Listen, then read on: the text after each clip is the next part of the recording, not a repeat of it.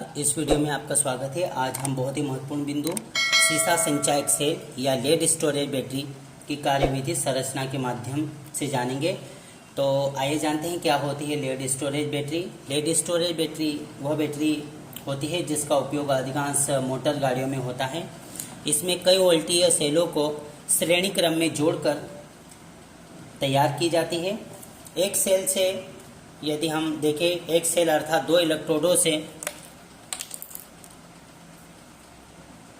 2.0 volt का विभवांतर उत्पन्न होता है। इस प्रकार से इन बैटरियों को तैयार करने में 3 से 6 सेल को जोड़कर क्रमशः 6 अथवा 12 वोल्ट का विद्युत विभवांतर उत्पन्न किया जा सकता है। लेड स्टोरेज बैटरी में लेड का एनोड होता है जिसमें लेड एंटीमनी एक मिश्र धातु की जाली लगी रहती है। इसमें स्पंजी लेड भरा होता है। एनोड जो होता है इस लेड का होता है जिसमें लेड एंटीमनी मिश्र धातु की जाली होती है जिसमें स्पंजी लेड भरा होता है, तथा लेड का कैथोड होता है। यह भी लेड एंटीमनी मिश्र धातु की बनी होती है। इसमें लेड एंटीमनी मिश्र धातु की जाली बनी होती है जिसमें लेड ऑक्साइड का महीन किया हुआ चूर्ण भर दिया जाता है। प्रत्येक इलेक्ट्रोडों को श्रेणी क्रम में जोड़कर तनु सल्फ्यूरिक अम्ल में जो सांद्रता के अनुसार 38% होता है, 38% तनु सल्फ्यूरिक अम्ल में भर दिया जाता है। अर्थात इन इलेक्ट्रोडों को श्रेणी क्रम में जोड़कर पात्र में तनु सल्फ्यूरिक अम्ल के मध्य स्थापित कर दिया जाता है। तो आइए अब हम इसकी कार्यविधि को जानें। सीसा संचायक सेल वह सेल होता है जिसमें ड्यूल रिएक्शन होती है, अर्थात सेल में धारा दे भी सकते हैं और सेल से धारा ले भी सकते हैं। तो प्रथम स्थिति में हम जब सेल से धारा प्राप्त करेंगे, अर्थात सीसा संचायक सेल से हम जब धारा प्राप्त करेंगे, तो हम यहाँ पर लिख सकते हैं जब सेल से धारा प्राप्त की जाती है। जब सेल से धारा प्राप्त की जाती है या सेल से धारा ली जाती है, अर्थात सीसा संचायक सेल में इलेक्ट्रोडों को श्रेणी क्रम में जोड़कर जब परिपथ से जोड़ दिया जाता है और सेल से धारा ली जाती है, तो एनोड पर अर्थात लेड का जो एनोड होता है जिसमें स्पंजी लेड भरा होता है, एनोड पर होने वाली अभिक्रिया को जानें। तो एनोड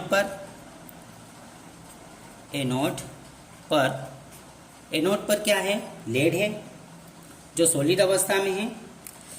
विलयन में H2SO4 है। H2SO4 का अपघटन होगा, अर्थात H2SO4 यहाँ पर विद्युत अपघट्य है। H2SO4 का अपघटन होगा तो H आयन और SO4 आयन्स में अपघटित हो जाएगा, टूट जाएगा। तो हम यहाँ पर लिख सकते हैं एनोड पर होने वाली अभिक्रिया को Pb जो सॉलिड अवस्था में है यहाँ पर प्लस SO4 अर्थात सल्फ्यूरिक अम्ल के विद्युत अपघटन से जो SO4 आयन प्राप्त होंगे, ये SO4 2 माइनस आयन जो एक्वावेलेंट अर्थात द्रव्य विलयन में है, लेड SO4 के साथ में क्रिया करेगा और यहाँ पर बनने वाला जो उत्पाद होगा lead sulphate,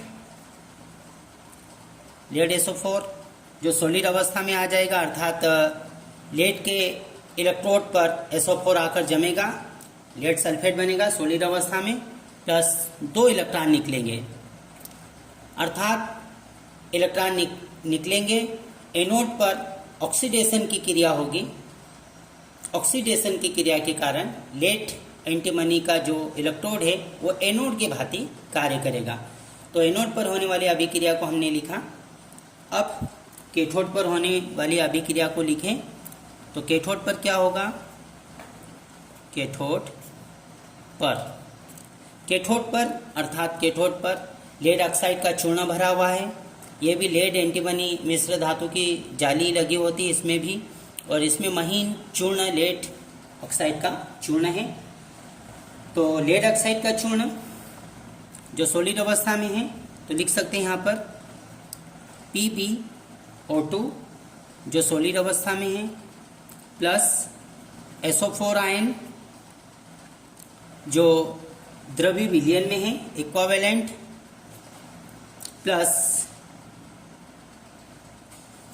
4H plus ion H2SO4 के अपघटन से अर्थात विद्युत अपघट्य के टूटने से जो H प्लस आयन बनेंगे इनके साथ अभिक्रिया करेंगे जो इक्विवेलेंट अर्थात द्रव्य विलयन में है प्लस 2 इलेक्ट्रॉन अर्थात एनोड से जब परिपथ तैयार किया जाता है तो एनोड से प्राप्त होने वाले कैथोड पर अपचयन होने वाले इलेक्ट्रॉन, तो ये इलेक्ट्रॉन कैथोड पर अपचयित होने वाली अभिक्रिया को हम इस प्रकार से लिख सकते हैं PbSO4 सॉलिड बनेगा प्लस 2H2O पानी बनेगा।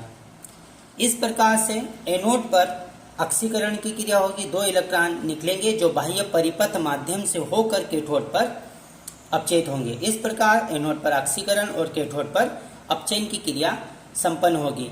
ऑक्सीकरण और अपचयन की क्रिया संपन्न होने पर बाह्य परिपथ माध्यम में धारा प्रवाहित होती रहेगी। तो हमने ये जाना जब सेल से धारा प्राप्त की जाती है अर्थात सेल से धारा ली जाती है तो होने वाली अभिक्रिया इस प्रकार से हम संपूर्ण सेल रिएक्शन को लिख सकते हैं। कुल रासायनिक अभिक्रिया, तो क्रियाकारकों को एक तरफ और उत्पादों को एक तरफ हम जोड़ देंगे तो कुल सेल अभिक्रिया, कुल सेल अभिक्रिया में क्रियाकारकों को एक तरफ और उत्पादों को एक तरफ जोड़ देंगे। तो हमारे पास पहले बिंदु में है लेड Pb जो सॉलिड अवस्था में है Pb solid plus second PbO2 जो सॉलिड अवस्था में है PbO2 सॉलिड। क्रियाकारकों में SO4 जो आयन है हमारे पास 2 है तो हम यहाँ पर 2 लिख सकते हैं plus 2SO4 minus ion equivalent plus हमारे पास क्रियाकारकों में एक और बिंदु बचा है, इलेक्ट्रॉन को लिखने की आवश्यकता नहीं, 4H plus ion 4H plus ion.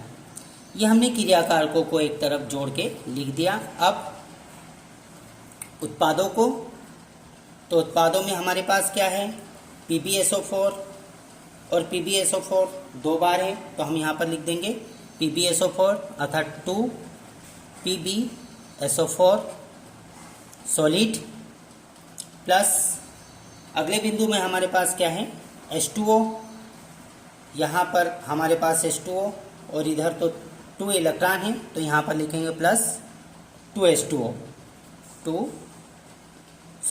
H2O 2H2O जो लिक्विड अवस्था में या लिक्विड।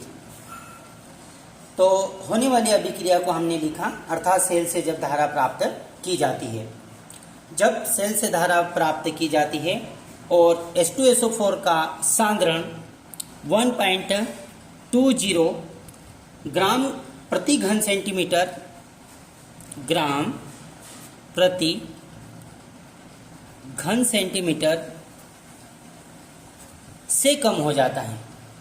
यहाँ पर हमने समझने के आधार पर लिखा जब सेल में H2SO4 का सांद्रण 1.20 ग्राम प्रति घन सेंटीमीटर से कम हो जाता है तो सेल ऊर्जा देना बंद कर देता है, अतः सेल को पुनः आवेशित करने की आवश्यकता पड़ती है।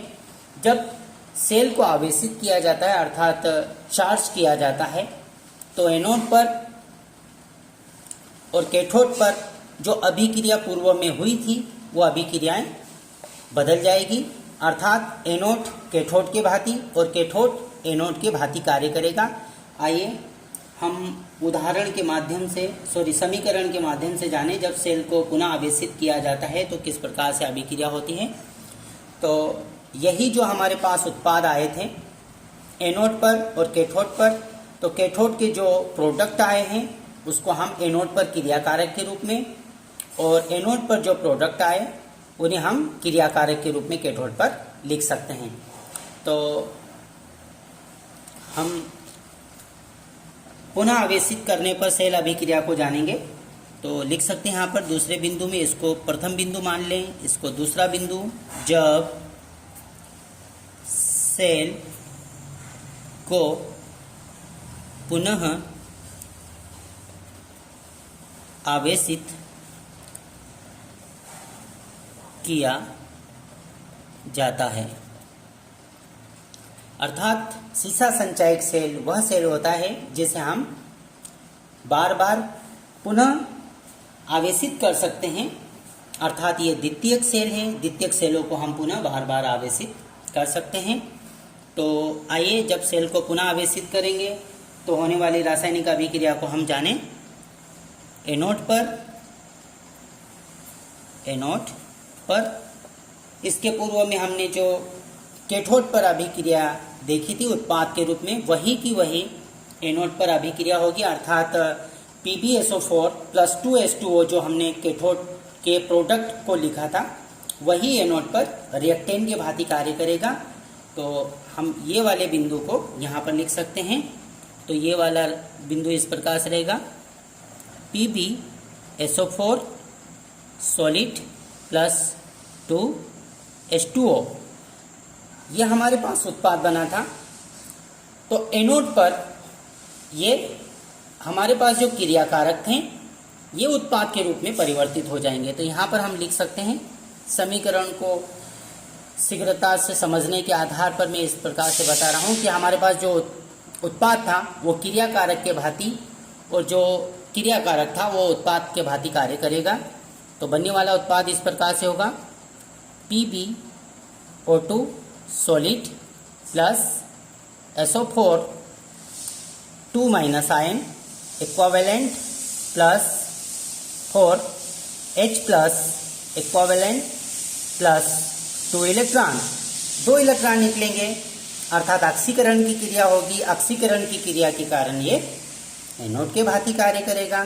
तो एनोड पर 2 इलेक्ट्रॉन निकलेंगे। अब हम कैथोड पर अभिक्रिया को लिख सकते हैं। कैथोड पर, तो कैथोड पर किस प्रकार से हमारे पास कैथोड के जो उत्पाद थे वो क्रियाकारक के भांति, और क्रियाकारक उसका उत्पाद के भांति कार्य कर रहे हैं। तो इसी प्रकार से एनोड पर अभिक्रिया को हम लिख सकते हैं, जो उत्पाद हैं वो क्रियाकारक के भांति, अर्थात यहाँ पर लिख सकते हैं PbSO4 सॉलिड प्लस 2 इलेक्ट्रॉन। ये जो इलेक्ट्रॉन हैं ये इलेक्ट्रॉन यहाँ पर अपचयित होंगे। तो बनने वाला उत्पाद होगा Pb solid plus SO4 2 minus equivalent. इस प्रकार से पुनः SO4 और H प्लस आयन विलयन में आ जाएंगे। तो H प्लस और SO4 आयन पुनः आकर पुनः सेल के अंदर H2SO4 का सांद्रण बढ़ते जाएगा। जब H2SO4 का सांद्रण हम समझने के आधार पर यहाँ पर लिख सकते हैं, यहाँ पर लिख लें। तो जब H2SO4 का सांद्रण 1.38 ग्राम प्रति घन सेंटीमीटर हो जाएगा, तो सेल अर्थात लेड स्टोरेज बैटरी चार्ज हो जाएगी, जिससे हम धारा पुनः प्राप्त कर सकते हैं। अब हमारे पास कुल सेल अभिक्रिया को लिखने की आवश्यकता पड़ेगी। तो हम यहाँ पर लिख सकते हैं कुल जो सेल रासायनिक अभिक्रिया हो रही है, इसको हम यहाँ पर लिख सकते हैं। हमारे पास क्रियाकारकों में लेड सल्फेट 2 है, तो लिखें यहाँ पर कुल रासायनिक अभिक्रिया। कुल सेल रासायनिक अभिक्रिया में क्रियाकारकों को और उत्पादों को जोड़ देंगे। तो 2 PbSO4 सॉलिड अवस्था में प्लस 2 H2O, ये 2 पहले से ही है, 2 H2O एरो। अब हमारे पास यहाँ पर लेट एक ही है, तो यहाँ पर लिखेंगे Pb solid plus PbO2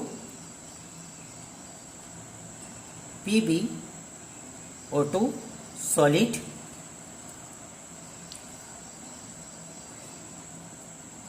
plus ये 4H प्लस आयन है और SO4 आयन एक, SO4 ion, SO4 2 minus ion एक, SO4 2 माइनस आयन दो, अर्थात दो। और ये तो हम इसको यदि जोड़ेंगे, इन आयन्स को यदि जोड़ेंगे तो ये बनेगा H2SO4, और H2SO4 को हम चाहे तो इनको अलग लिख सकते हैं या एक साथ लिख सकते हैं। तो यहाँ पर लिख सकते हैं 2H2SO4, या पूर्व में हमने यहाँ पर नहीं जोड़ा था जिसे 2SO4 और 4H प्लस आयन को अलग लिखा, चाहे तो इनको हम जोड़ सकते हैं। जोड़ेंगे तो 2H2SO4 बनेगा, तो इनको हमने जोड़ दिया SO4 2 minus ion, SO4 2 minus ion plus 4H plus ion, तो ये बनेगा 2H2SO4। तो इस प्रकार से कुल सेल रासायनिक अभिक्रिया को इस प्रकार से लिख सकते हैं।